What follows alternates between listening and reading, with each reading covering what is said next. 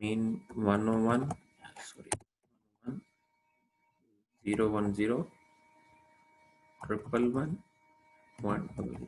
ये आपके पास आ गया ऑक्टल टू बाइनरी। अब कहता है बाइनरी से हेक्सा में लेके जाएं।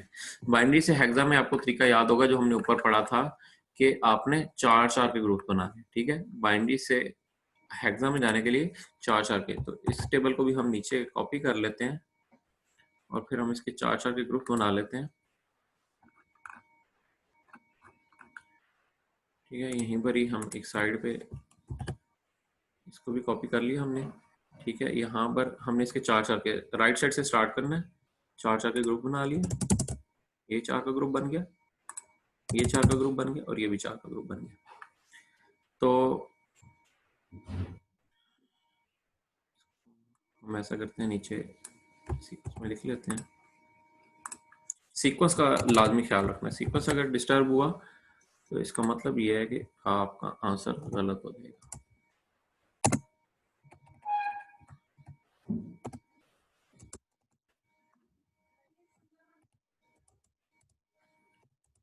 ठीक है, इसको हम ना यहाँ पर लिख लेते हैं, ये किसके इक्वल है 0101 0101 किसके इक्वल है, यहाँ पर देखिएगा स्टूडेंट 0101 10 की इक्वल है। तो आप यहाँ पर क्या लिखेंगे ए, आप लिखेंगे ए। आगे है 1101 किसके इक्वल है 11 यानी कि बी। अगला है 0011 किसके इक्वल है 12 यानी कि सी। वाओ, ये तो बड़ा सीक्वेंस में बन गया ए बी सी। तो अब इसको सीक्वेंस में लिख दें यहाँ पर ए बी सी और बेस 16, ये हो गया ऑक्टल टू हेक्साडेसिमल कन्वर्जन। 12 से समराइज कर लेते हैं। कहता है पहले ऑक्टल टू बाइनरी जाएं, ऑक्टल टू बाइनरी गए हम, ऑक्टल से हमने बाइनरी में जाने के लिए तीन तीन के ग्रुप बनाए। फिर कहता है कि आप देन बाइनरी टू हेक्साडेसिमल, फिर आपने क्या किया बाइनरी को हेक्साडेसिमल में कन्वर्ट कर दिया। बाइनरी टू हेक्सा में जाते हुए ये ख्याल करना है कि आपने चार चार के ग्रुप बनाने, ठीक है।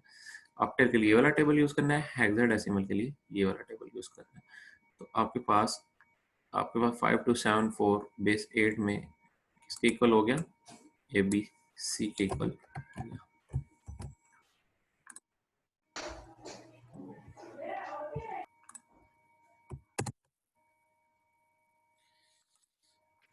अच्छा जी, अच्छा स्टूडेंट्स, अब हमारे पास है decimal to other number system. Decimal to other number system,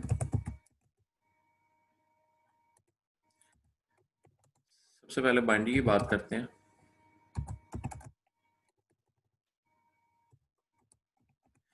अब यहाँ पर बड़ा सिंपल सा रूल है, जिस तरह डेसिमल में जाने के लिए हम मल्टीप्लिकेशन करते रहे, तो डेसिमल से अदर में जाने के लिए हमें इसकी डिवीजन करनी है।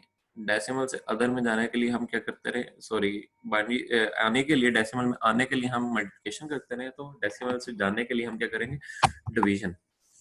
तो हम वही नंबर दोबारा से उठाते हैं जो हमने बाइनरी टू डेसिमल के लिए लिया था। बाइनरी टू डेसिमल के लिए ये रहा 142 और बेस 10। इसको हमने किस में कन्वर्ट करना है,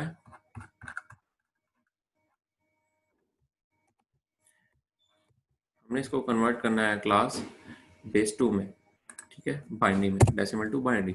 तो 142 को हम डिवाइड करेंगे किससे, जिस बेस में जा रहे हैं वहां पर 2 से मल्टीप्लाई किया था, यहाँ पर डिवाइड भी 2 से ही करेंगे। 142 डिवाइडेड बाय 2, ठीक है। तो 142 को 2 से डिवाइड करें तो हमारे पास रिमाइंडर आता है क्लास 0, ठीक है। जब कोफिशिएंट आता है हमारे पास 142 को अगर हम डिवाइड करें तो 2 7 14 और 2 1 2 71। अगेन 71 को डिवाइड करें 0 से तो रिमाइंडर आता है हमारे पास 1 और कोफिशिएंट हमारे पास आता है 2 3 6 और 2 5 10, ठीक है।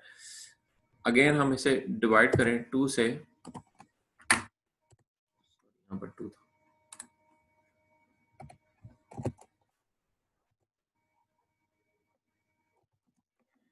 अगर हम इसे अगेन डिवाइड करें तो रिमाइंडर आता है हमारे पास 1, जबकि कोफिशिएंट आता है 212 और 2714। ठीक है, अगेन हम इसे 2 से डिवाइड करें तो रिमाइंडर आता है 1 और कोफिशिएंट आता है हमारे पास 16, 2 8 16, 8। ठीक है, और अगेन हम इसे 2 से डिवाइड करें तो हमारे पास आता है 0 रिमाइंडर और कोफिशिएंट आता है हमारे पास 4। 4 को अगेन 2 से डिवाइड करें तो रिमाइंडर हमारे पास 0 आता है और कोफिशिएंट हमारे पास आता है 2। और अगेन इसे 2 से डिवाइड करें तो रिमाइंडर हमारे पास 0 आता है और कोफिशिएंट हमारे पास क्या आता है 1।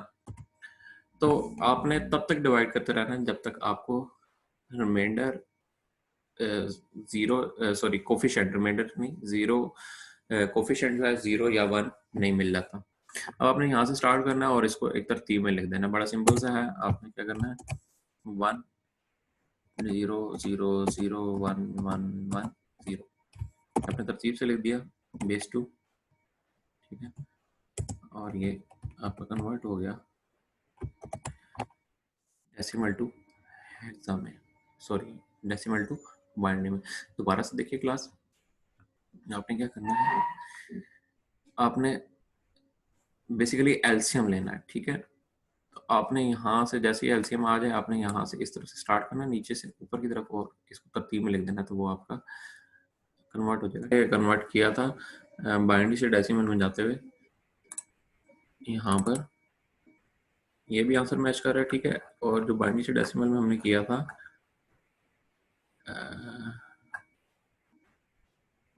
ये देखिए, ये सारे आपस में क्या है, सेम है। ठीक है, तो ये था हमारे पास डेसिमल टू बाइनरी जाने का तरीकाकार।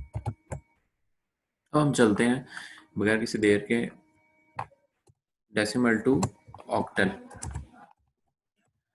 अगेन आपको याद दहानी करनी पड़ेगी कि जिस तरह हम ऑक्टल से डेसिमल में गए थे, ऑक्टल से डेसिमल में कैसे गए थे, बेस 8 से मल्टीप्लाई करके। ठीक है, ये देखिए 765 ऑक्टल में था, हम डेसिमल के 8 से मल्टीप्लाई कर, अब इसी को हमने क्या करना है, डिवाइड करना है। तो ये नंबर हम लेते हैं 501 इस 10 और हम इसको डिवाइड करते हैं। ठीक है, बेस 10 है तो हमने इसे बेस 8 में लेके जाना है। अगेन हम इसको 501 को एक्सेल शीट में ले जाते हैं।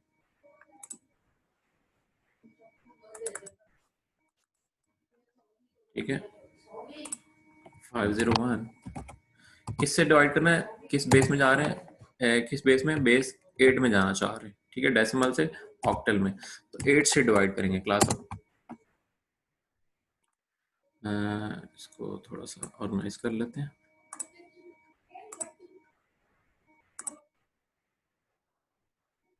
अच्छा, 8 6 are 48 और 2 रिमाइंडर 21, 8 2 are 16। ठीक है, और 8 6 are 48 एंड देन 8 2 are 16 और हमारे पास रिमाइंडर बच गया 4।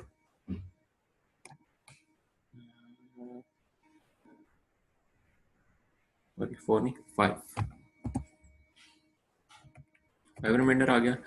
फिर इसी तरह 8 8 8 are 64 होता है, नहीं 8 7 are 56 56 57 58 9 60 61 62 6 रिमाइंडर आ गया। फिर अब ये 8 से कम हो गया तो फर्दर डिवाइड नहीं होगा, तो हम क्या लिख देंगे 765 765 कंट्रोल सी।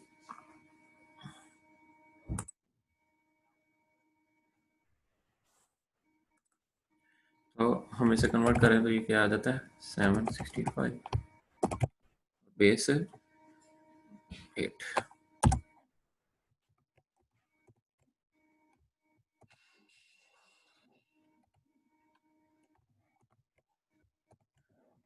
ठीक है, अब ये बेशक मैच कर लेते हैं 765 का, ऊपर भी जब हमने किया था तो वो सेम था, यही था जी, सेम था 765। अब हम बात करते हैं डेसिमल टू हेक्साडेसिमल के बारे में, डेसिमल टू हेक्साडेसिमल के बारे में।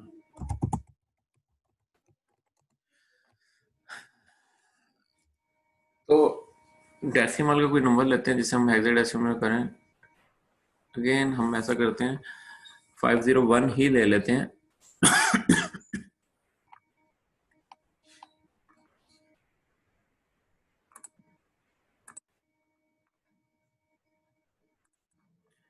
हम ऐसा करते हैं 501 ही ले लेते हैं।